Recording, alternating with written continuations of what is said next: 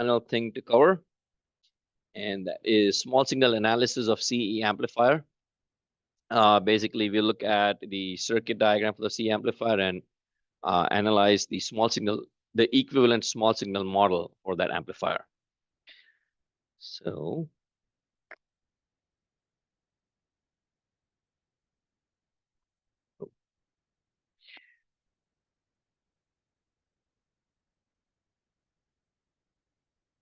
okay.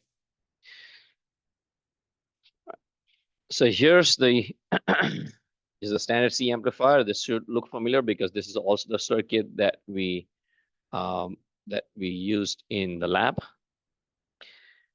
You have V in on the left at the base and V out or VO on the right at the collector terminal. It uses a voltage divider bias, rising of R1 and R2.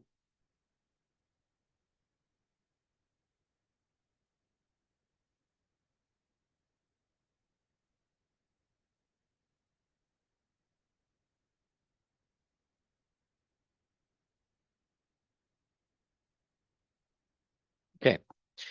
Now, for small signal analysis, well, small signal analysis, we reduce all the voltage sources and current sources to zero.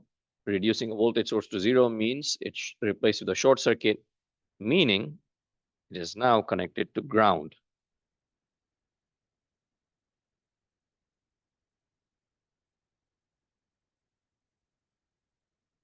All DC sources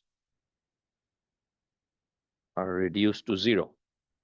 Okay, so if you're reduced to zero, in place of VCC, now we connect ground. So the circuit will actually look like this. We have the emitter resistor.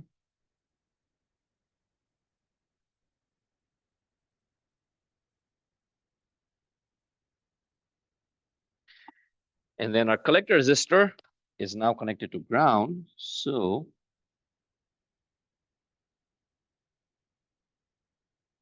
it would look like this. And then we have R2 and R1. Well, R1 was already connected to ground. And now R2 will also be connected to ground.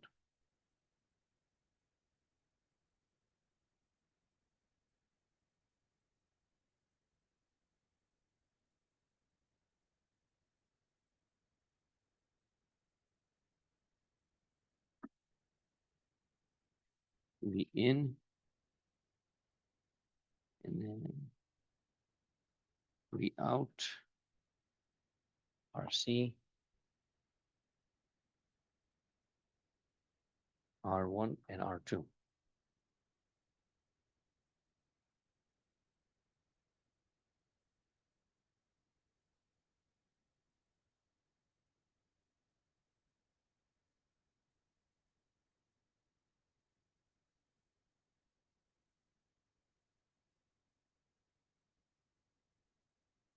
That is the first step.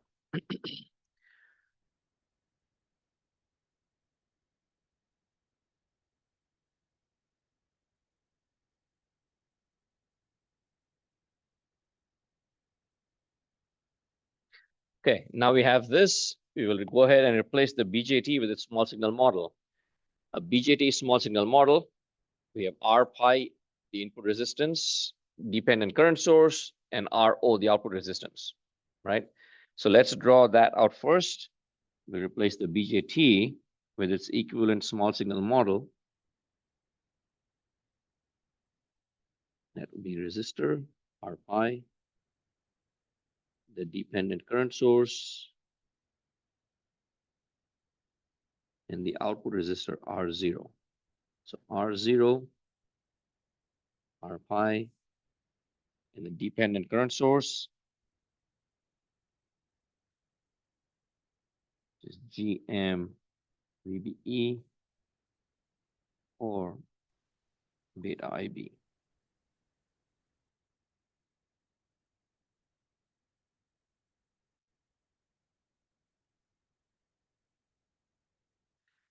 This is the base, this is the collector, and right here is the emitter. That's the small signal equivalent model for a BJT. Now let's add in all the other external circuit components. So the emitter, we have the emitter resistor RE.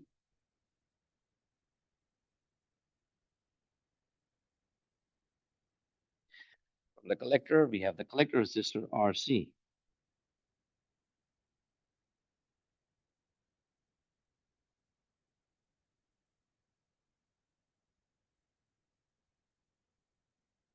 And here, what I'm going to do is I'm going to combine R1 and R2 into one single resistor, RB.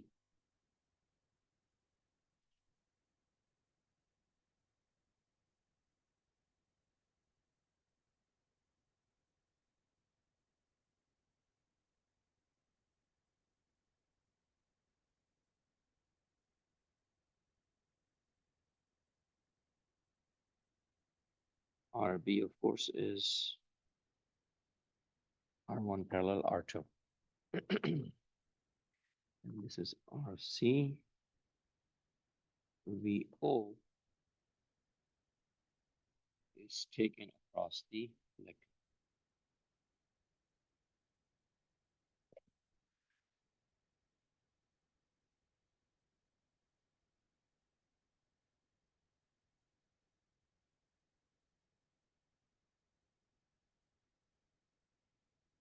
So far, so good.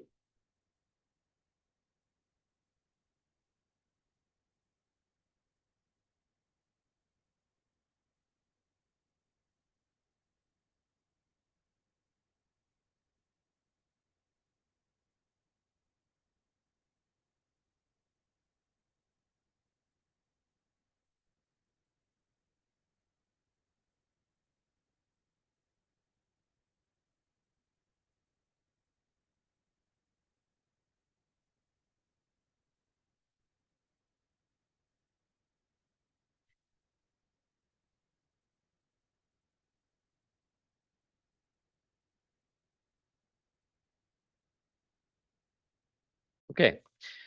All right. So now let's see. The goal is we want to analyze the circuit and we wish to determine an equation for the voltage gain, right? AV. So voltage gain AV simply be VO or Vin, the ratio of VO to Vin. Multiple ways to do this. We can write KVL, KCL expressions at the input and output, rearrange the terms, obtain V out or Vin. We can determine input impedance and output impedance is ZO and Zin. We can take a ratio of ZO and Zin, and we can determine VO or Vin from there too. And so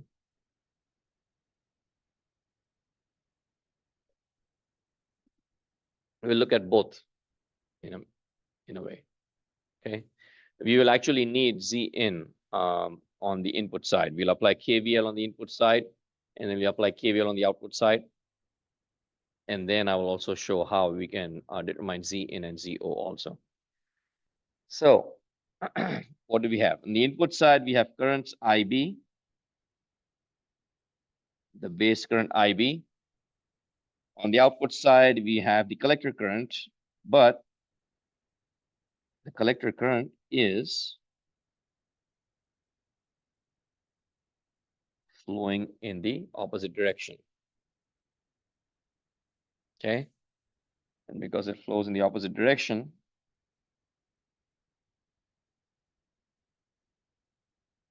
causes a voltage drop that is opposite to the polarity of our V out. Okay. Voltage drop that is opposite of the polarity of VO. That would result in a mathematical equation that has a minus sign. And that minus sign, as you already know, indicates 180 degrees out of phase. 180 degrees phase shift between the output and the input. Right? Remember that? We already saw that in the graphical analysis of the C amplifier. You also saw that in lab 8. Anyway, So let's look at this. What do we have? We have RO, R pi. If you apply KVL on the input side,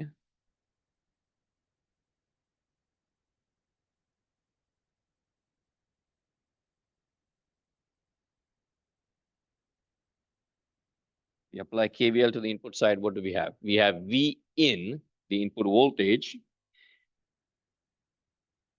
that is going into the base terminal, and it's being divided across R pi and RE. RB, if you notice, is not a factor. RB is not a factor in this KVL loop because it's in parallel. So RB does not affect the KVL loop. So we have simply V in being divided across R pi. And so it'd be IB times R pi plus IE times RE. Okay. IE, I already know, and I can replace with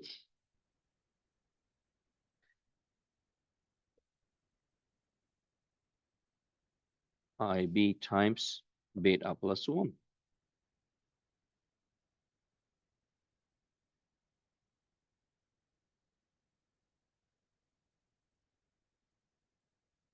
Beta plus 1. Now, we'll make a few approximations. If you recall, always keep stating that we'll have numerous models to work with, and we make certain assumptions and we make certain approximations. So first up is beta. We know beta is large, typically 100 or more. So beta can be so beta plus 1 can be approximated to be equal to beta. And so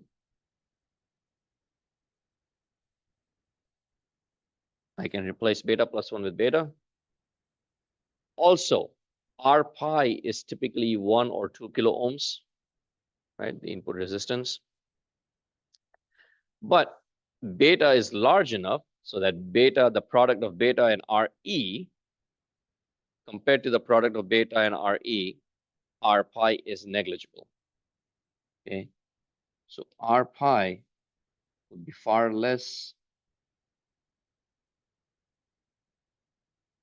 than beta plus 1 RE. And so we can reduce the expression, and I can write V in for IB is equal to beta RE.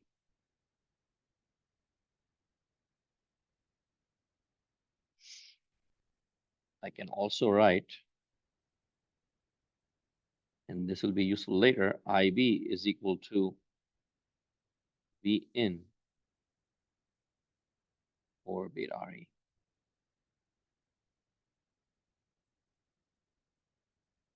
And that value for IB is all that I would need to actually derive that expression. But V in over IB gives me the impedance. It's looking into the base.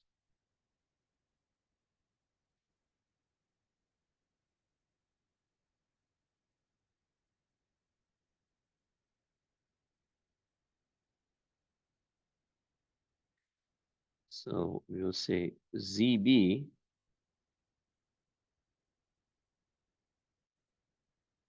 is the impedance looking into the base, and total input impedance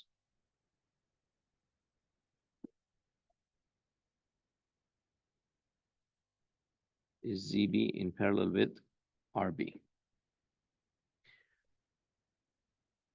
Okay, total input impedance would be ZB in parallel with RB.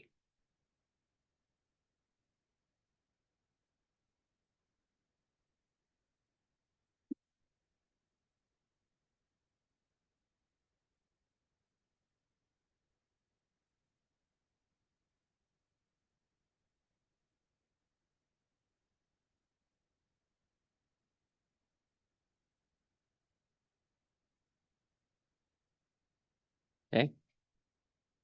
So now if I wanted to find output impedance,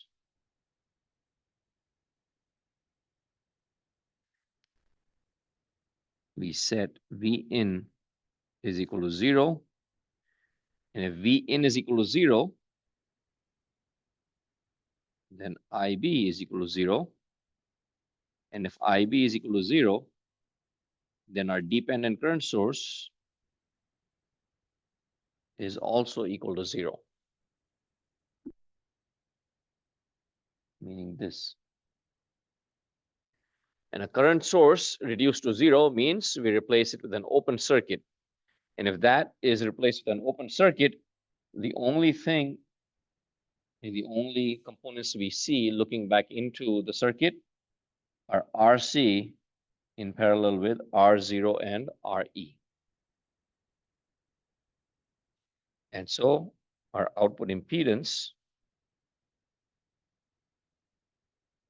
ZO,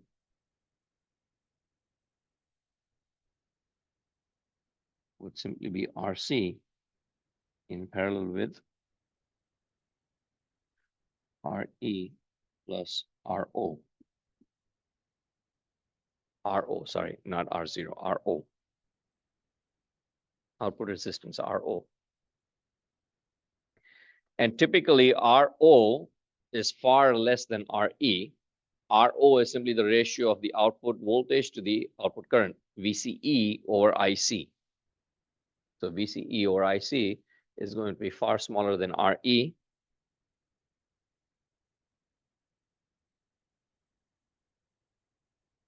Or negligible.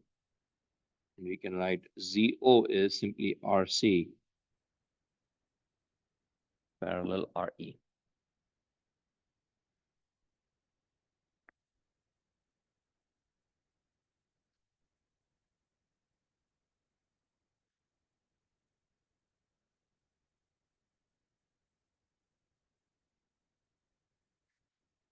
Yes. Where?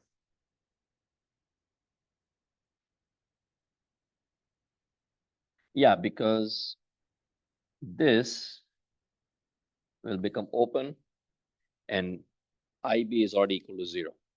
So we're going to ignore on the left side. We're only looking at the output, not at the input side.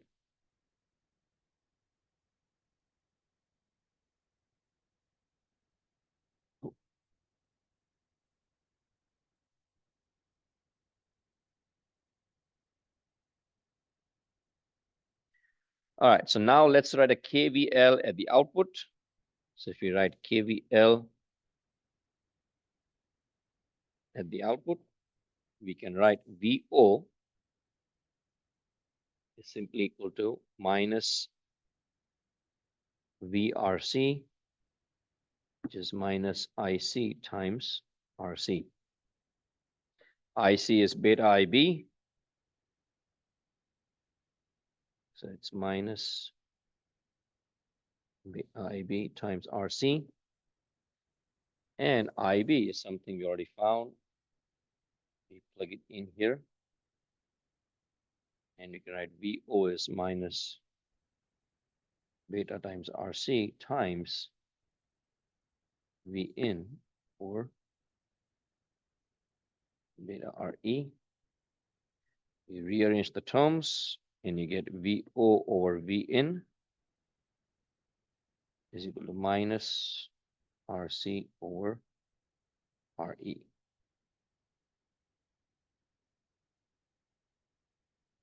Actually, and VO over V in is the gain, the voltage gain AV.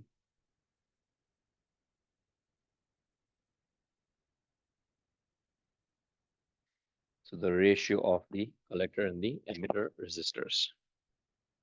The minus sign, as I stated earlier, indicates 180 degrees phase shift between the output and the input. And this is the equation, the approximate equation that we used for our lab design in Lab 8.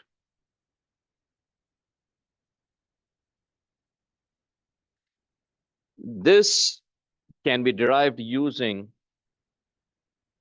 we can analyze simply this circuit also, and we'd be able to analyze this circuit directly, and we should be able to obtain the exact same gain. There is a derivation, we can do that. Also, if you look in the textbook, there's a section in the textbook. I would strongly encourage students to read that. The model that we use in the textbook has three coupling capacitors, or three capacitors in there, two coupling and one bypass. In the lab, the reason I'm doing this specific circuit is because in the lab, we did not use any bypass capacitors.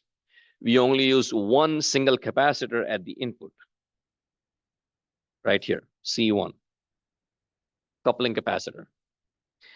And for our AC input, Vin, we have a operating frequency. In the lab, we use 1 kilohertz. But no matter what kind of amplifier it is, you're designing it to operate at certain frequencies. So the capacitor values that you choose will present as a short circuit for those operating frequencies. Okay. So there is typically a capacitor at the input. There is sometimes a capacitor at the output. And there's also a bypass capacitor connected to the emitter. Now, if you use a bypass capacitor, as we see in the textbook, then that capacitor is going to present a short circuit and it cancels out Re. So then our model would not include Re. And so the textbook derivation looks at that circuit, which includes a bypass capacitor. So the derivation is different and the gain is also slightly different. Okay. So if you look at the textbook, the gain would be minus GM times output resistance RL. Okay. So that's one consideration. The other one is we are neglecting RO, the output resistance. But there is, again, if we include RO in our circuit, then the equation again would be slightly different. Okay. If you recall back to the first day of class, I stated we look at these are numerical methods. We look at several different models for our devices, depending on our use case scenario. And we will make a lot of assumptions and a lot of approximations to fit our assumptions. Okay, so we made a couple of different approximations and assumptions where we neglected R pi, we neglected RO, and we can prove that RC and RE ratio can give us the gain. Okay, but again, in real life, we would have to take into account the effects of RO and R pi. So it's a good starting point, as you would see in our lab design, right? We wanted to design a amplifier with a gain of at least 2. And we did that with a ratio of RC and RE. And we neglected RO and R pi in that design. And of course, we also didn't have a bypass capacitor. But as real life engineers, you have to take that into account. And it doesn't matter what kind of circuit you encounter. All of them can be analyzed using the same standard circuit analysis techniques. KVL, KCL, Ohm's law, right? The models might change. There are multiple different models depending on, again, our application, but the analysis steps remain exactly the same. So any questions? Did all of this make sense? Okay. Well, that's the final topic. We pretty much covered everything that I wanted to cover for this quarter. If you haven't yet seen the announcement, quiz on Wednesday, no class after the quiz on Wednesday. And then on Friday, there's no class. It's just open office hours. I'll be available in my office all day on Friday. And then Saturday is the optional final. So your final exam is Monday and Wednesday. I think for section 02, it's Wednesday. All of that information is there on the final exam page. So let me bring that up. If you have not yet taken a look,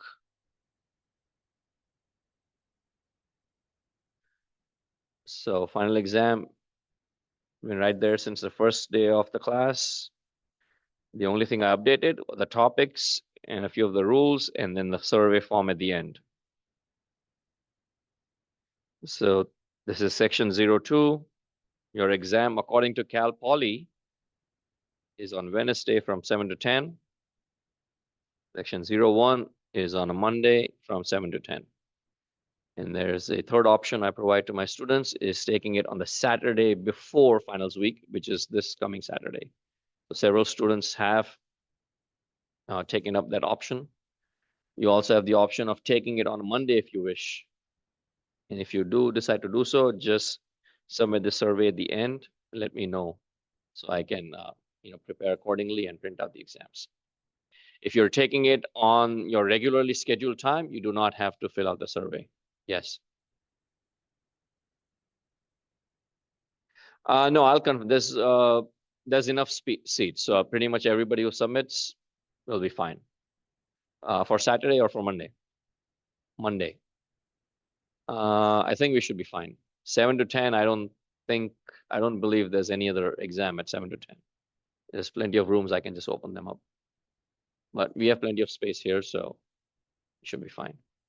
I know several students said that you have like a 328 exam at the same time, either on Wednesday or a Monday or something. And so, huh? Okay.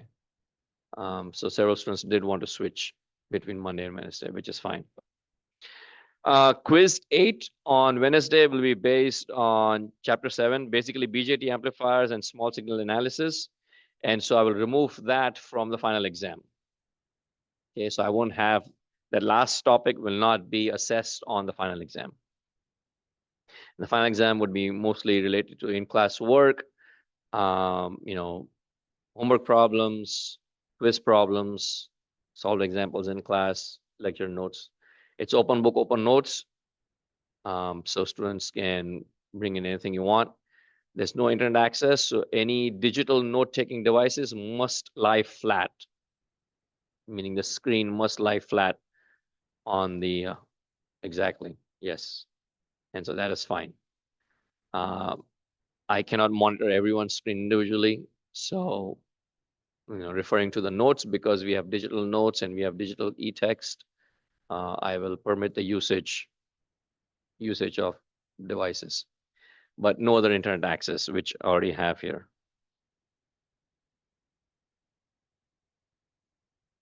Okay, so you can write and print as much as you want. The reason I allow this is because I expect students to understand the concepts, the knowledge and everything, and if they remember everything, that's great. But I do not expect every single student to remember every single equation and every single concept. So you should be familiar with the topic. You should be familiar with everything. But just in case you need to look up something, look up a concept, a topic, or a equation, then you have access to it if you need to. But if you sit there and try to learn, trying to determine what the answer is, then it's not going to work. You'll be sitting here for more than 3 hours. Yes. Not yet. I haven't designed it yet. I'll probably design it sometime on Thursday. But I have, let's see, 1, 2, 3, 4, 5. So maybe 5 to 6 problems, 5 to 7 problems, and then short answer questions. So I have it here. Yes.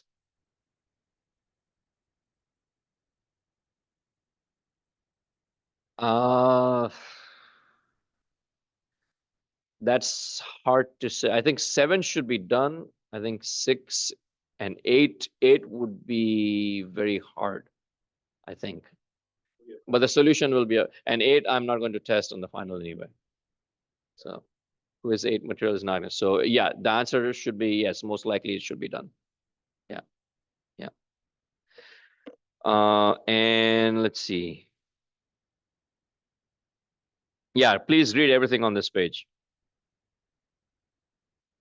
And then course evaluations are open. So I do like to take a few minutes and let students know. Most students are familiar with it, but in case students are not, then I do like to point out that these are completely anonymous. We do not see anything at our end except for these kind of numbers. So right now we only see, in certain classes, we have 3 of 36 students or 2 of 38 students have responded, right? That's the only thing we see. And we don't get these evaluations back until the beginning of the next quarter. And then when we get the responses, the only thing we have in there are the numbers that students have provided and comments, and that's it. We don't see anything else. As an extra credit, I do provide extra credit for students, to all students, regardless of whether they submit evaluation or not. Obviously, as I said, the only thing we know at our end is the number of students. And so I provide extra credit that is proportional to the response rate. If all 38 students submit a response, meaning I see 38 of 38 responses, it's 100% response rate. Every student in the class receives 1 extra credit point. If 19 of 38 students submit, then it's 50%. So every student receives 0.5. So whether a student participates or not, every student does receive the benefit. Okay. I will post a announcement later, either today or tomorrow. Okay. I'll be available in my office all week long, Tuesdays and Thursdays, normal schedule. We have the labs and the lab finals. But other than that, I'll be available in my office. Yes. Like every quarter? Well, right now it's just this. Oh, weekly ones. Actually, I haven't totaled it up. I'll take a look. Yeah, so there's 2% from there too. So I'll total it up. But if students go back and try to increase it, that doesn't count. So some students might go in and enter it like right now, but I can see the timestamp. So if it's timestamp like after this week, then it won't count. But all the others will count. Yes. Okay. Well, we'll end class here today, and I'll see you all on Wednesday.